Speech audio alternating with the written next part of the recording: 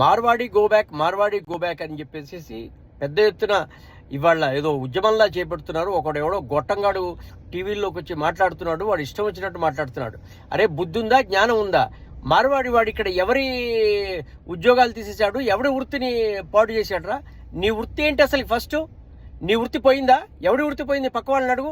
తెల్లవారుజామున నీకు పాలు కావాలన్నా ఏం కావాలన్నా తెరిచేది మార్వాడి కొట్టు. ఇంకెవడన్నా ఇక్కడ తెరిచి కూర్చొని మాట్లాడుతున్నారా? తెరిచి కూర్చొని మనకు సర్వీస్ చేయగలరా? అసలు మీరు మార్వాడి గో బ్యాక్ అంటే అమెజాన్ గో బ్యాక్ అనాలి, ఫ్లిప్కార్ట్ గో బ్యాక్ అనాలి, బ్లింకిట్ గో బ్యాక్ అనాలి, స్విగ్గీని గో బ్యాక్ అనాలి, ప్రతిదాన్ని గో బ్యాక్ అనాలి. ఇవాళ మల్టీనేషనల్ కంపెనీస్ అన్ని ఆన్లైన్లో వ్యాపారం చేస్తుంటే వాళ్ళని గో బ్యాక్ అనరే. ఇవాళ మీరు సెలూన్ షాప్కి వెళ్ళండి, ఎక్కడి నుంచి వచ్చావు? వాడు రోహింగ్యా గాడు. ఇవాళ కటింగ్ కొట్టేవాడు రోహింగ్యా గాడు.